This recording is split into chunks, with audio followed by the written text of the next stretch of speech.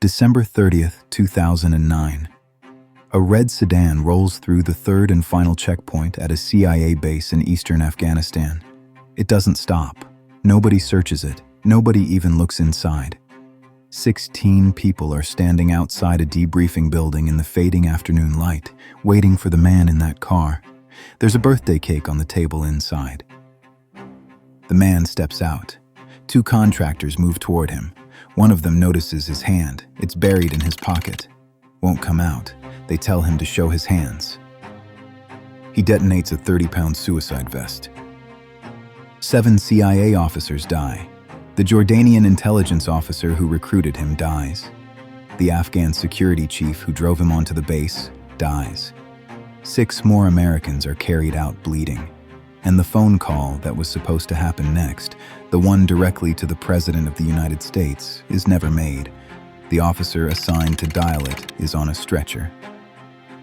The CIA believed this man was the key to finding Ayman al-Zawahiri, al-Qaeda's second-in-command and eventual successor to bin Laden, a physician who had eluded every American effort to locate him for nearly a decade. They were so certain he was genuine that they'd briefed Obama. They baked him a cake. They waived every security protocol designed to keep their own people alive. So how does the most experienced al-Qaeda analyst in the CIA build the perfect welcome for a man who walks in wearing a bomb? To answer that, you need to see what the CIA thought it was looking at and what was actually there. Forward Operating Base. Chapman sat on an old airstrip 2 miles east of Khost in eastern Afghanistan, 10 miles from the Pakistani border. It was a CIA installation, and its primary job was feeding target coordinates to the American drone fleet, striking al-Qaeda inside Pakistan's tribal areas. Chapman was the nerve center of the drone war, and by the fall of 2009, it had a new base chief. Her name was Jennifer Matthews. She joined the CIA in 1989. By the mid-90s, she was inside the Counterterrorism Center, tracking al-Qaeda before most Americans had ever heard the name. She helped capture Abu Zubaydah, the first high-value al-Qaeda target taken after September 11th. She helped disrupt a 2006 plot to bomb jets bound for America. She became one of the agency's most decorated analysts. But here's what matters. Matthews was a targeteer. She built intelligence pictures from a desk. She analyzed signals, mapped networks, recommended strikes. She'd spent 20 years doing it brilliantly. She had never managed a human source in a war zone. Not once. When she volunteered for Chapman in September 2009, it was her first long-term deployment to a combat zone. She was 3 months into a job she'd never done before. Why did she volunteer? Because she'd been haunted for years by blame she received after September 11th. A former assistant CIA director who reviewed the Chapman attack later said she thought the hardship posting could help erase that stain. The CIA put a brilliant analyst in a field operator's chair, and the gap between those two skill sets is exactly where every security shortcut originated.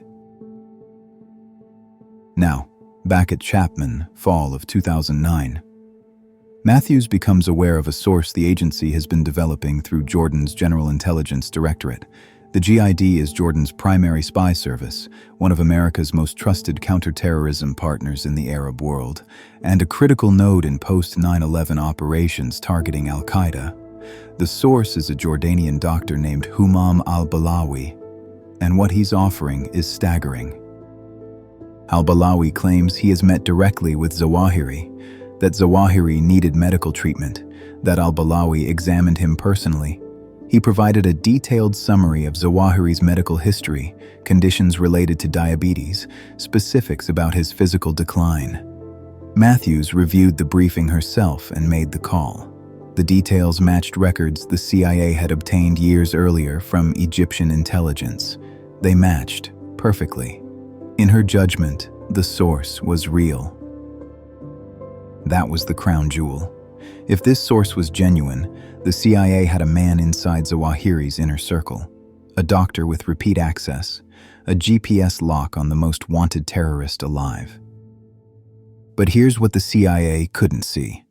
Al-Balawi had been inside Pakistan's tribal areas, the semi-autonomous border region of northwest Pakistan, where al-Qaeda's senior leadership was believed to be hiding since March 2009. The CIA had zero surveillance on him during those months. Every report he sent was unverifiable at the source. They could only confirm that his details matched what they already knew, which is exactly what a briefed agent working against them would produce. The CIA validated al-Balawi against its own files. It was a mirror test. They were confirming themselves. Rewind further. January 2009. Amman, Jordan, a GID detention facility. Al-Balawi, then 31, is arrested by Jordanian intelligence and held for 3 days. The Jordanians had received a tip that this doctor working at a clinic for Palestinian refugee women and children was also the online propagandist Abu Dujana al-Khorasani, one of the most prominent jihadist voices on al-Qaeda's main chat forums. His wife later said he was constantly reading and writing, obsessed with online forums, citing verses about jihad. His commentaries so aggressive they had attracted a following across the Arabic-speaking internet. During those 3 days, the Jordanians used leverage. They threatened to end al-Balawi's medical career. They threatened prison. They hinted they could cause problems for his family, Palestinian refugees who could be expelled from Jordan entirely, leaving them stateless. Cooperate and your slate is wiped clean. Al-Balawi cracked quickly, gave up names, described how the jihadist internet worked. The speed of his cooperation, which might have signaled either genuine fear or rehearsed performance, was logged as a point in his favor. The Jordanians thought they had someone fully cooperative and under their control. Then they sent him to Pakistan. The CIA gave him a passport, a visa, and traveling money. In March 2009, al-Balawi arrived in Peshawar and disappeared into Waziristan. Months of silence followed. Then, out of the blue, an email arrived with a few seconds of video attached. Al-Balawi, sitting in a tent.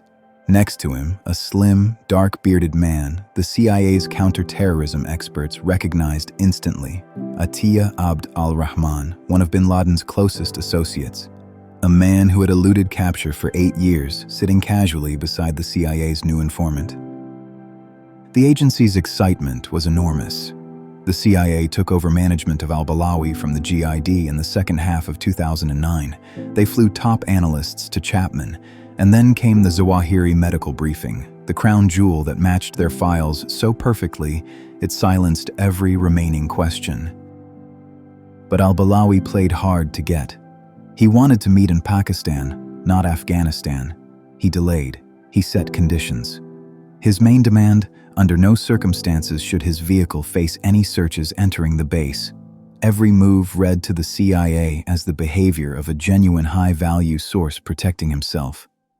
Every move also reads, in hindsight, as a man making his handlers come to him on his terms. And none of this would have mattered if not for 3 pressures that bent every judgment at Chapman until it broke. The first was mission pressure. The drone program needed actionable targets. Zawahiri was the ultimate prize. Word of a spy inside al-Qaeda's inner circle had traveled all the way to President Obama. The post-debrief directive was to call the president directly after the meeting. That kind of pressure doesn't stay in Washington. It flows downhill onto the base chief's desk, into every decision she makes. The second was institutional momentum. The CIA had committed resources. They'd pulled in top analysts. They'd flown the Jordanian handler to Chapman. Canceling meant admitting doubt about a source they'd already validated up the chain to the White House. Nobody wanted to be the person who killed the operation. But before the third pressure, there was a moment when the entire trajectory could have changed. A Jordanian intelligence officer had warned his American counterpart that al-Balawi might be working for al-Qaeda and could be attempting to lure them into a trap. That warning reached a CIA officer in Amman. He didn't pass it on. He thought it was an internal Jordanian turf dispute over who should handle the case, a judgment that was later called reasonable. It was also fatal. The specific human decision to suppress actionable counterintelligence sat inside a bureaucratic assumption for weeks, and nobody above him ever knew the warning had existed. The third pressure was time. Al-Balawi made them wait 10 days. Each day eroded discipline. Matthews learned his birthday had been 5 days earlier, on Christmas Day. It was Matthews who ordered the cake baked. She wanted him to feel welcome. The team was emotionally invested in a man none of them had ever met. Security at the debriefing building was staffed by contractors from Z Services, the private military company formerly known as Blackwater. And here's where the security architecture collapsed. Standard protocol required every visitor to be searched at every checkpoint.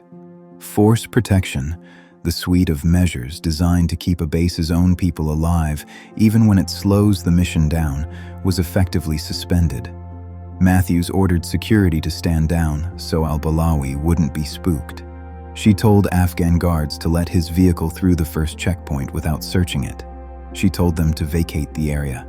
No one above her pushed back, because everyone up the chain wanted this meeting to happen. With searches waived, 16 people gathered outside the debriefing building. Top analysts, the Jordanian handler, base security, the deputy chief of Kabul station, who'd come specifically to make the call to Obama afterward. 13 of them stood within 50 feet of the arrival point. They didn't just open the door. They removed every lock between the bomber and the room, then filled the room with everyone who mattered. By 3:30 that afternoon, the team was ready. Then 4 o'clock passed. 4:30. The sun slumped toward the mountain peaks west of coast. The temperature dropped. The nervous energy that had kept people sharp all day congealed into plain anxiety. Then the car appeared. The Afghan security chief, named Argawan, whose job was managing Chapman's outer perimeter, had picked up al-Balawi at the border crossing between Miran Shah, Pakistan, and coast. He drove him onto the base. 3 checkpoints, no stops, no searches. The car pulled up to the debriefing building at roughly 4:30. Al-Balawi stepped out of the vehicle. 2 ZAE contractors named Dane Parisi and Jeremy Wise approached him. They were the last line, the only remaining human barrier between a suicide bomber and 13 intelligence officers. Parisi saw al-Balawi's hand, concealed, wouldn't come out. They told him to show his hands. The Jordanian handler heard al-Balawi begin chanting. He understood Arabic fluently. He recognized the words instantly, and he knew what they meant. Al-Balawi detonated the vest. 30 pounds of C4 and shrapnel, ball bearings and nails channeled outward. 13 people within 50 feet. 7 CIA officers killed. The Jordanian handler killed beside the woman who had built her career on his intelligence. Argawan, the man who drove al-Balawi through every checkpoint, killed. 6 more Americans wounded, including the deputy station chief who was supposed to call the president. The call to the president was never made. The officer assigned to make it was carried out on a stretcher. In the days that followed, a martyrdom video surfaced. Al-Balawi spoke in English and Arabic. He said he carried out the attack to avenge the drone killing of Baitullah Masood, the Pakistani Taliban leader killed by a US drone strike in August 2009. The very drone program that Chapman supported had created the motive for its worst day in a quarter century. But the video revealed something else. Al-Balawi said he'd intended from the beginning to strike a blow against his handlers. He called it the stupidity of Jordanian intelligence and the stupidity of American intelligence. He said the operation wasn't even supposed to be this large. He'd originally planned to target only his Jordanian handler, but when the CIA gathered its entire senior team in one place, around one unvetted source, the opportunity was too enormous to pass up. The CIA's own overexcitement had amplified the damage beyond what was apparently even planned. A later CIA investigation tentatively concluded that al-Balawi was most likely what intelligence professionals call a dangle, someone whose apparent defection and recruitment was staged from the start, with al-Qaeda's knowledge making every piece of intelligence he delivered a controlled feed. He was never genuinely turned. His recruitment was itself the operation. Former CIA officer Bruce Riedel said that according to intelligence reports, Zawahiri himself had ordered al-Balawi to carry out the bombing using the promise of his own medical information as bait. Every piece of evidence the CIA used to trust al-Balawi, the videos, the coordinates, the medical briefing, was built by al-Qaeda to produce exactly one outcome. The base locked down immediately. 150 Afghan workers were detained for 3 days. Initial reports blamed the attack on a member of the Afghan National Army. That was false. It took days for the truth to surface. The bodies returned to Dover Air Force Base in Delaware, waiting on the tarmac. CIA Director Leon Panetta, the Vice Chairman of the Joint Chiefs of Staff, and executives from Z Services. The carnage could be measured by the rank of the men who came to receive it. Panetta ordered a full internal review. His conclusion stated plainly, it was the intense determination to accomplish the mission that influenced the judgments that were made. 23 reforms followed: higher experience minimums for base chiefs, mandatory searches of all informants, a counterintelligence red cell to stress test high-value sources, a war zone board to verify readiness. Nobody was disciplined. Years later, a declassified cable revealed that Pakistan's ISI, the country's military intelligence agency, officially an American ally but repeatedly accused of enabling the groups the US was fighting, had allegedly paid $200,000 to the Haqqani network, the Afghan insurgent group that provided the logistics moving al-Balawi from Pakistan to Chapman's front gate. The families of the victims sued Iran and won a judgment of $268 million. They will almost certainly never collect a cent. 7 stars were carved into the marble wall at CIA headquarters in Langley, where the agency honors its fallen. Matthews is buried at Arlington National Cemetery. One of the case officers killed had told his father days before the attack that something felt wrong. Too many people involved. Moving too quickly. The source was dictating the terms. His father asked him why he didn't just call it off. Agency managers decided the risks were worth taking. He flew to coast anyway. So what does this room teach? The most uncomfortable lesson is this. Desire is the most dangerous form of intelligence bias. The CIA wanted al-Balawi to be real so badly that every ambiguous signal, his delays, his conditions, his refusal to be searched, was interpreted as proof of his value rather than proof of his danger. The very behaviors that should have triggered alarm were absorbed as confirmation. In intelligence, that process has a name: mirroring. You see what you brought with you. The second lesson is structural. Matthews was brilliant. She was also in the wrong chair. Her entire career had trained her to build the picture and recommend the strike. It had never trained her to sit across from a source and ask whether he was real. Those are different skills. The CIA deployed one in place of the other and called it experience. The third lesson is the one that stays with you. Al-Balawi didn't defeat a weak operation. He defeated a strong one. He defeated analysts who had spent careers hunting people exactly like him. He did it by giving them what they wanted most, then letting their own hunger carry him through every gate. The birthday cake was on the table when the vest went off. Nobody ever got to eat it.